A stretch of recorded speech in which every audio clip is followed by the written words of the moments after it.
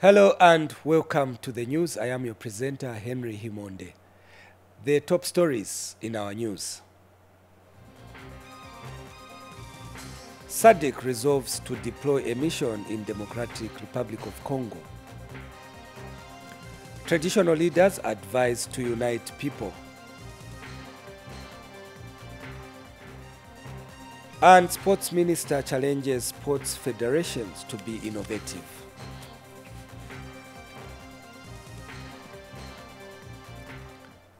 The news in detail. The extraordinary summit of the heads of state and government of the Southern African Development Community SADC member countries have resolved to deploy a SADC mission in the Democratic Republic of Congo to restore peace and security in that country.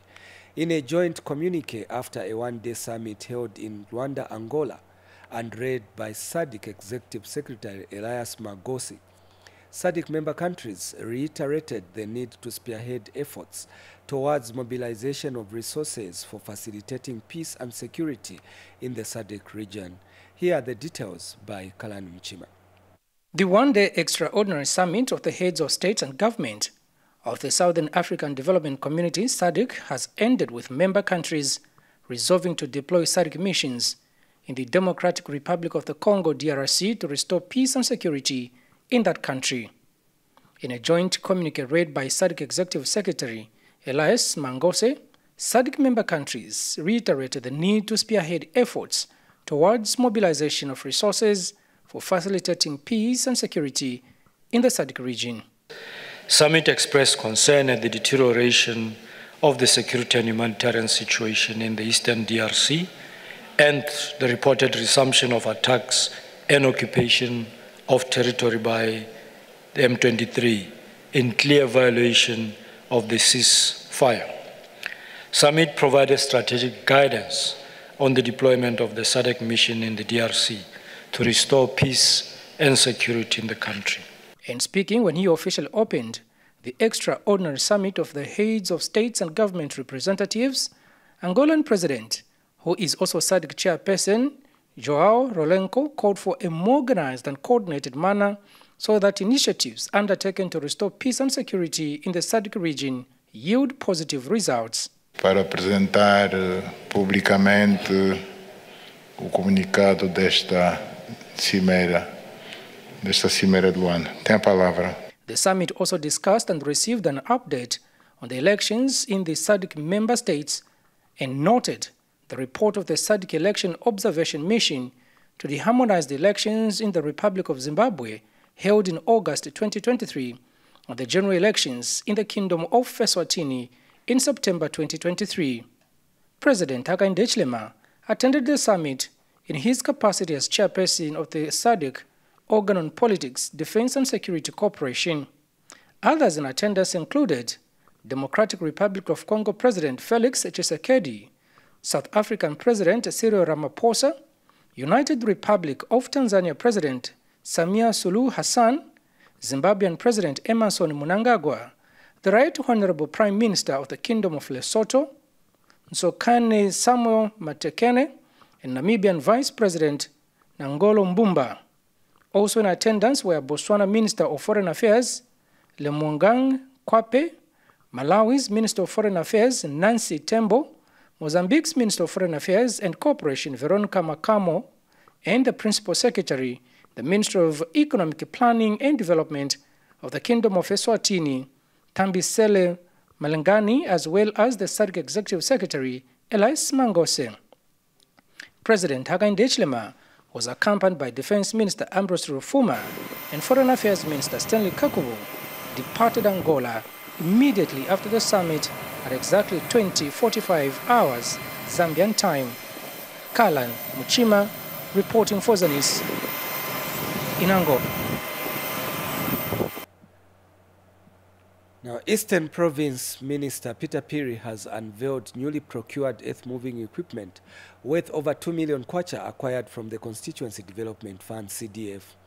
Speaking in Sinda during the commissioning, Mr. Piri said the equipment is for road rehabilitation in Kapoche and Sinda constituencies. Details in the following report by Luwasi Mtafela.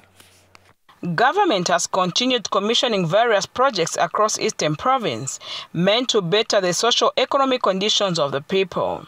This is under the Constituency Development Fund. This time around, Eastern Province Minister Peter Phiri has commissioned newly procured earth-moving equipment worth over 2 million kwacha that will be used for rural road rehabilitation in Kapoche and Sinda constituencies.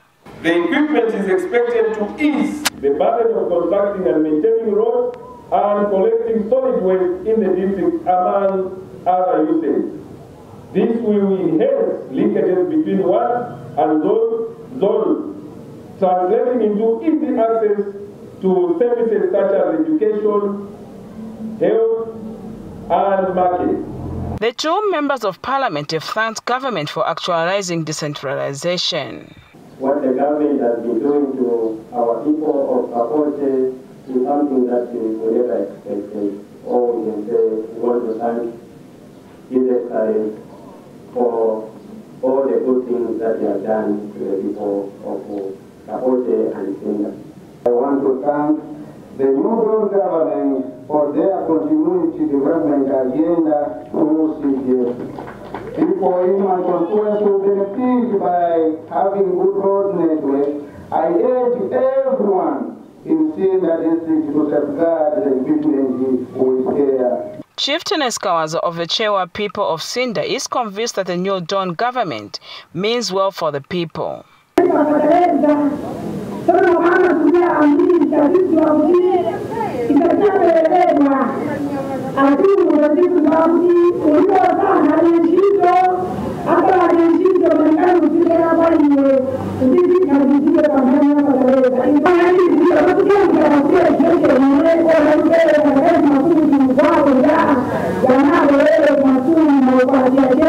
Earlier, Sinda Town Council Secretary John Machai assured of timely implementation of the CDF projects in the area. I want to extend thanks for the timely disbursement of the CDF funds, because the same disbursement has made us ensure that we implement timely. I would also want to confirm here that we have started implementing or actualizing the presidential directives as far as CDF is concerned. Lubasim Tafela, Zanis, Sinda District, Eastern Province. Now, a team of security officers has unearthed a scam in which individuals in Ndola on the Copper Belt province have been hiding mealie meal in their houses so that they smuggle it outside the country. Ndola District Commissioner Joseph Phiri has warned that government will not allow selfish people to create an artificial shortage of the country's staple food. Here's Tovin Ngombe. Security officers on the Copper Belt have cracked a whip on people who are hiding mealie meal in their homes for smuggling to Democratic Republic of Congo. The officers have impounded these bags of mealie meal from Kawama area in Ndola, where smuggling of the country's staple food is rampant. The smuggled mealie meal have been kept at the Ndola police station. Ndola District Commissioner, who witnessed the frauding of the impounded mealie meal, has condemned smugglers as their action will increase the price of the commodity. There is rampant smuggling in Ndola District, and we will not allow it to continue.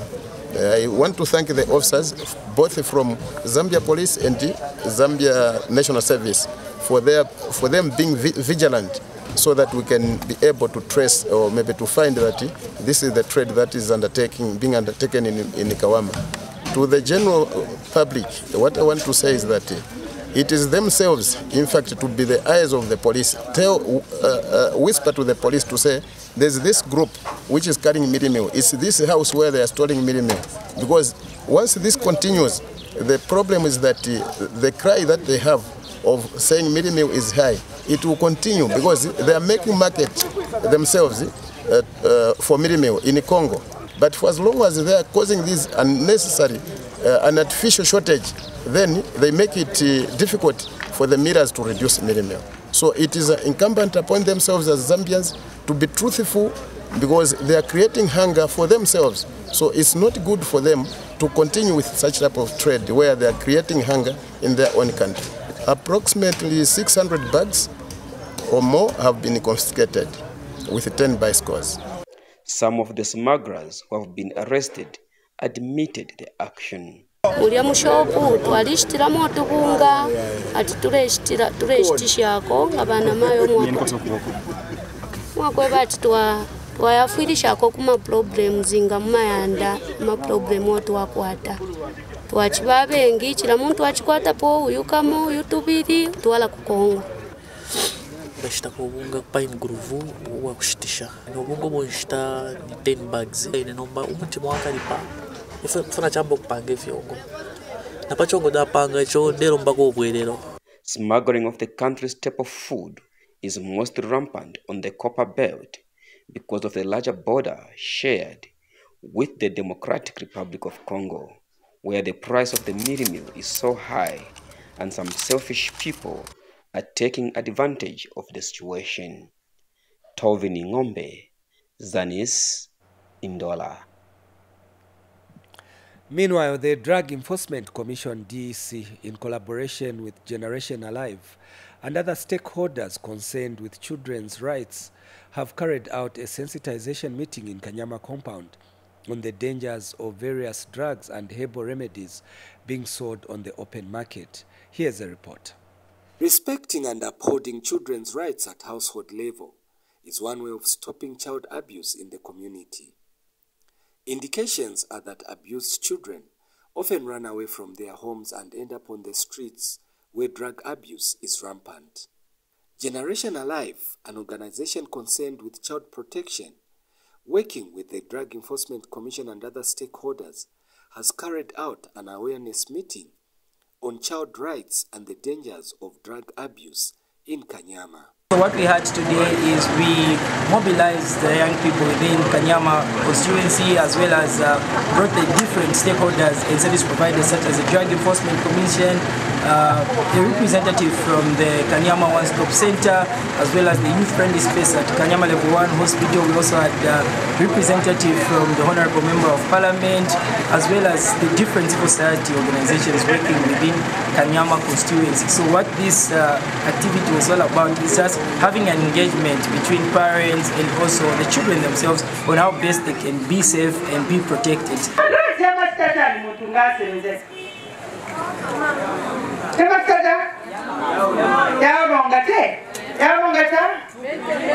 Mental health is problem because of drug and substance abuse. Yametikamba patisenze za mingwala yokola ena ngwasipeza twafuna kuzipa simamen yametikamba suicide ma cases na ebe amwenda pamwamba mlandu wa chani mlandu wa bana bachepele na bachikulira kusenze za drugs. Kanyama constituency member of parliament who attended the awareness meeting wants parents in his constituency to play a leading role in guiding their children to grow up into responsible citizens. The mandate to bring out these children is upon ourselves. Now, if us as parents we don't, be in the forefront into creating a direction through which our children will follow, I think we'll have no better future. Because all these children who we are looking up to be the future leaders, who have a different direction and who mislead the whole nation. So what Generation Alive is doing is something that me as a little member of parliament, I think this is the reason why this is the second meeting which they have had. I've been with them and I'll still be with them. I would want, as they are doing whatever they are doing, I would also want to be part of this so that I can serve my mandate on how CDF can help, our children. Under the Generation Alive program, some youth have been trained in entrepreneurship and assisted with start-up capital through the Constituency Development Fund. I'm one of the beneficiaries who were taught about financial literacy by Generation Alive. They taught us how to manage our finances, and they also taught us how to have an income and be on a salary by ourselves with a small amount we earn on our businesses. We get more knowledge about the entrepreneurship, and we also start a business through our funded by the Constituent Development Fund, CDF, and we are doing a business which is chicken poultry, and we are raising the money of that workshop. We continue with the news. Northern Province Minister Leonard Mbao has called on traditional leaders in the province to endeavor to bring people together regardless of their tribe, race or origin. Speaking during the installation ceremony of Peter Shimumbi as Chief Chipalo of the Awena Ngandu people of Luingu district, Mr. Mbao said chiefs should embrace the spirit of togetherness in order for peace and unity to prevail in the country. Patrick Kawe now gives us more in the following report. Traditional leaders play a significant role in promoting peace and uniting the country. This is why Northern Province Minister Leonard Mbao is urging chiefs in the province to be champions of peace.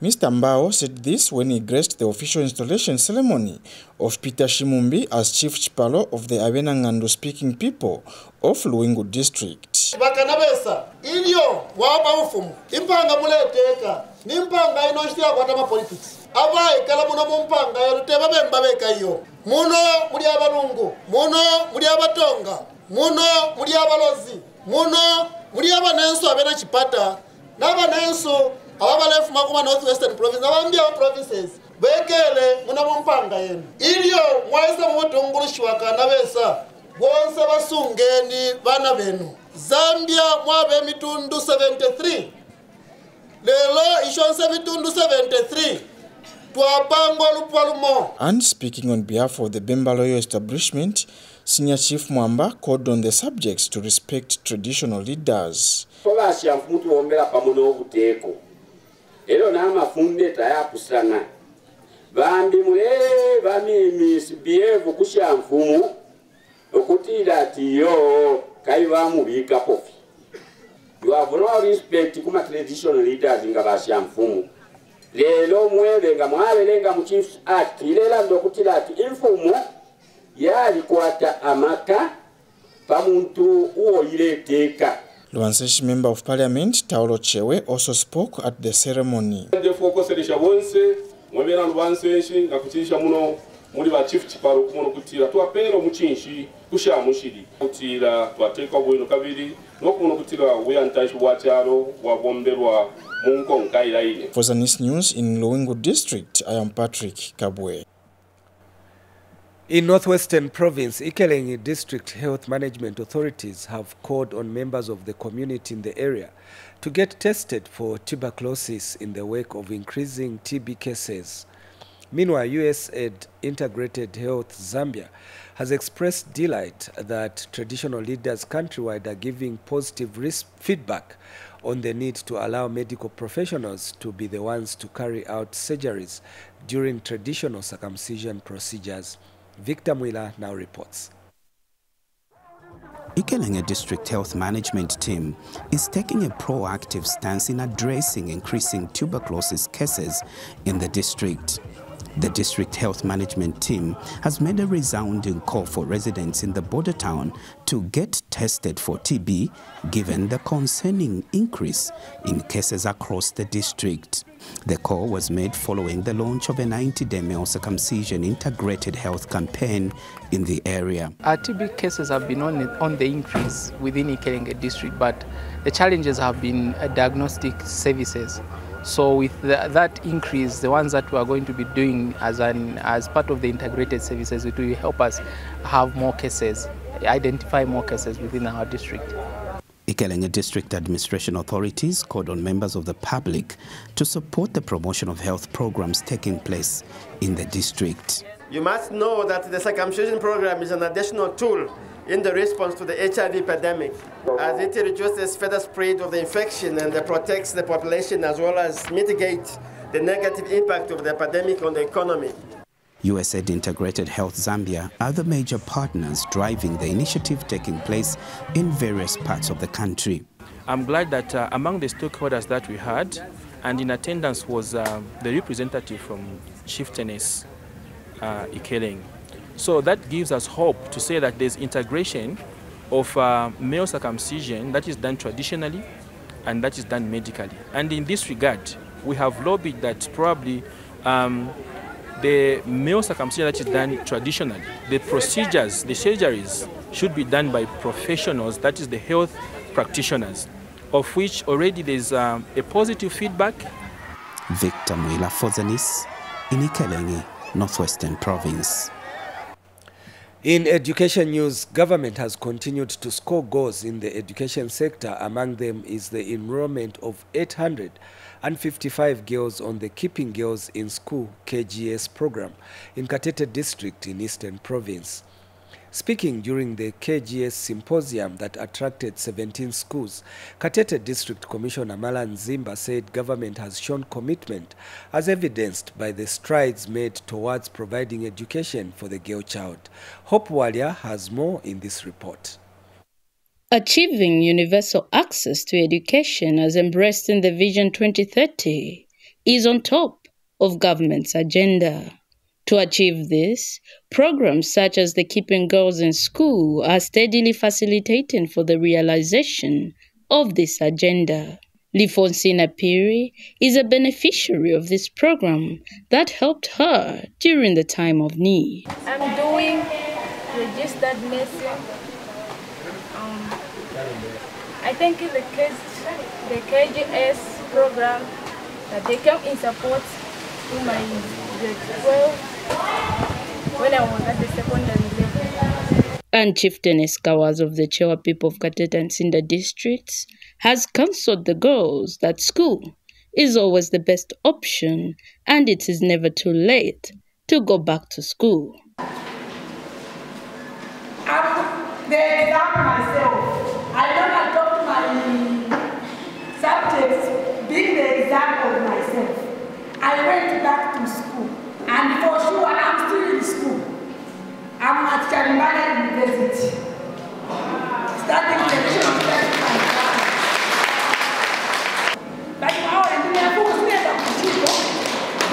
but why did I went back to school? Why am I studying? You know, there are a lot. There are a lot of things in the chiefdom. The chiefdom is an institution of its own. There are different departments coming from the chief to visit the chiefdom. There are NGOs visiting the chiefdom. And if I can't activate my goals of the chiefdom, at the end of the day, the chiefdom will be poor. Meanwhile, government has reiterated its commitment to seeing the program thrive. Government will continue providing the much more needed support to your office in a variety of ways. Notable among them, sponsoring the coaching clinics and payment of examination fees for external candidates.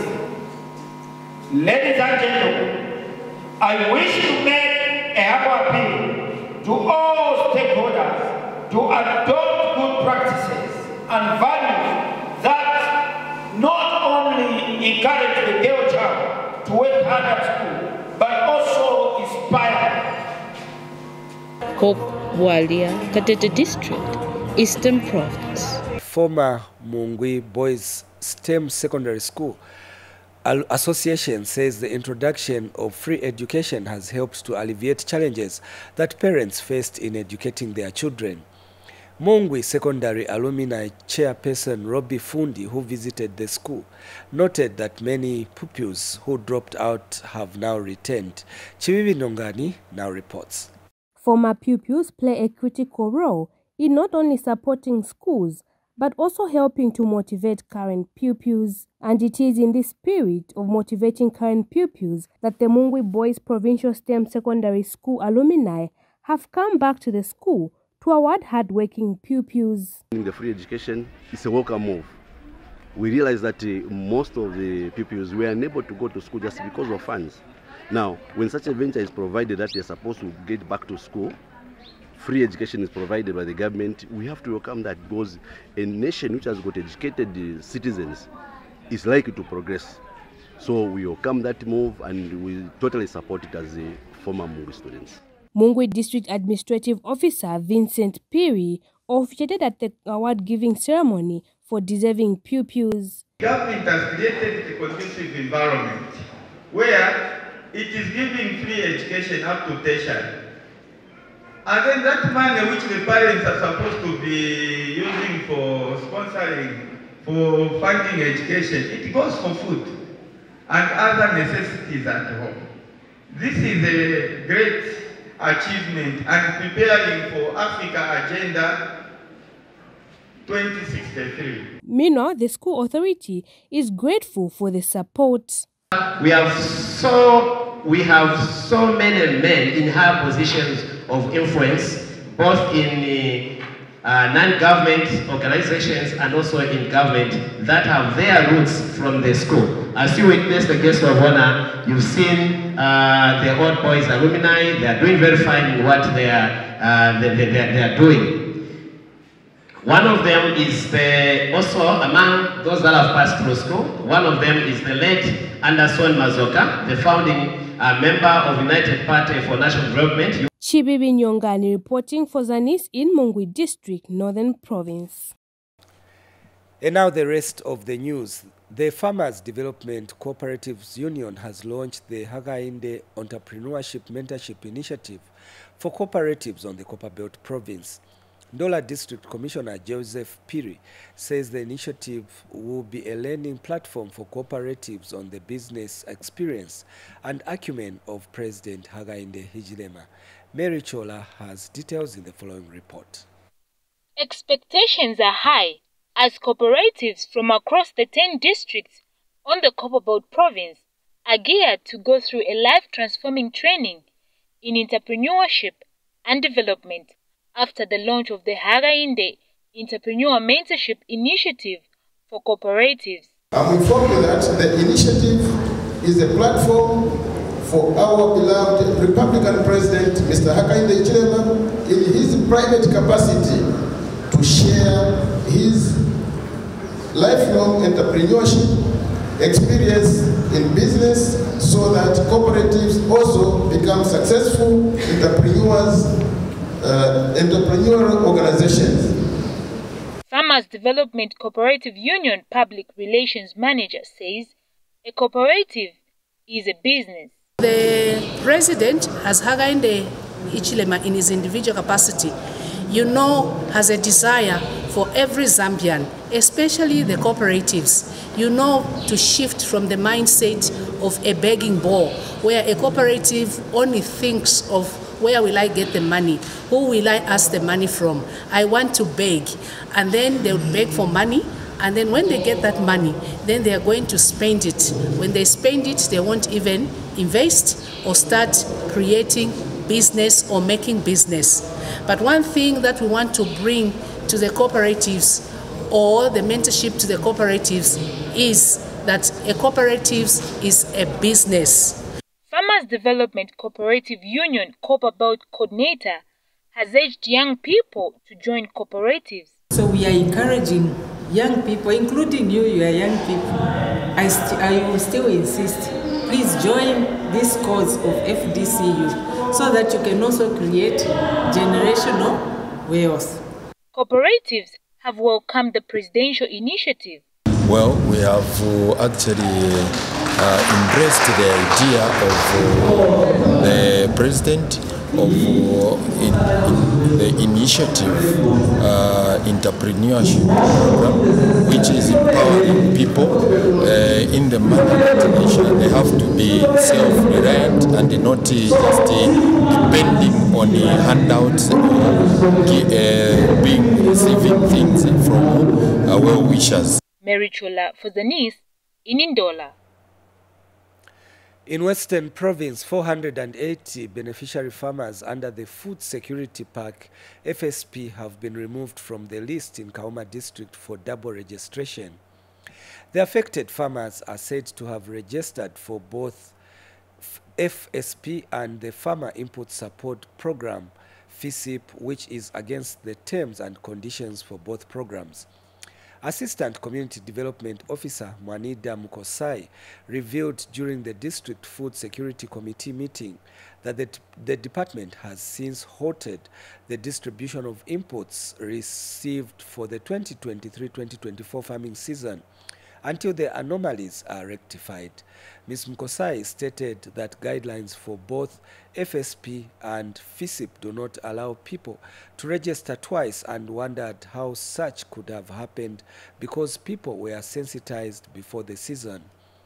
According to government guidelines, FSP beneficiaries are people who are vulnerable but viable and do not make any contribution towards inputs, while beneficiaries under the Farmer Input Support Program make a 400 kwacha contribution for them to access inputs.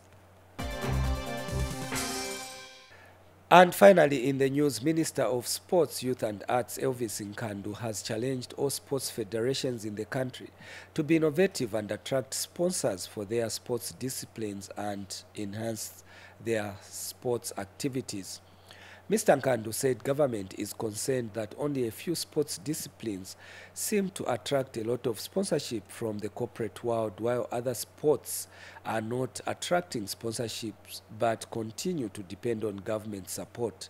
Mr. Nkandu, who was speaking during the President's Charity Golf Tournament at State House today, thanked all the sponsors of the tournament, stating that it is an important initiative as the proceeds will benefit a lot of charity organizations. Earlier, Vice President Mtalena Lumango officially teed off the tournament, which is scheduled for the whole day. The President's Charity Golf Tournament is being held at State House Golf Course and has attracted a total of 39 sponsors, of which 13 are premium sponsors, while 26 are from other categories.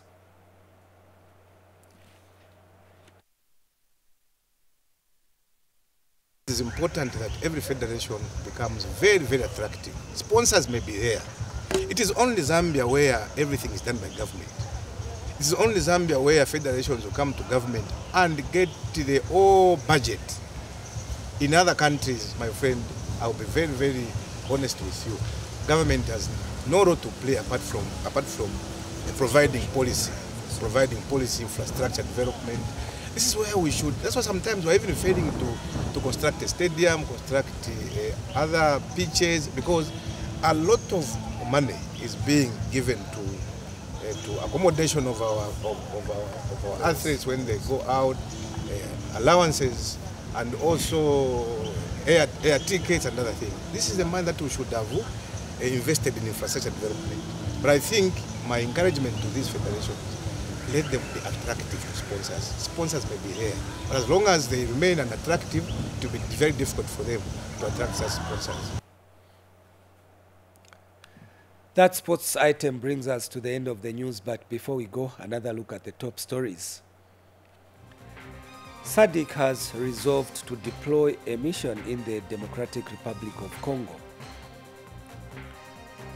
Traditional leaders have been advised to unite people. And Sports Minister Elvis Nkandu has challenged sports federations to be innovative.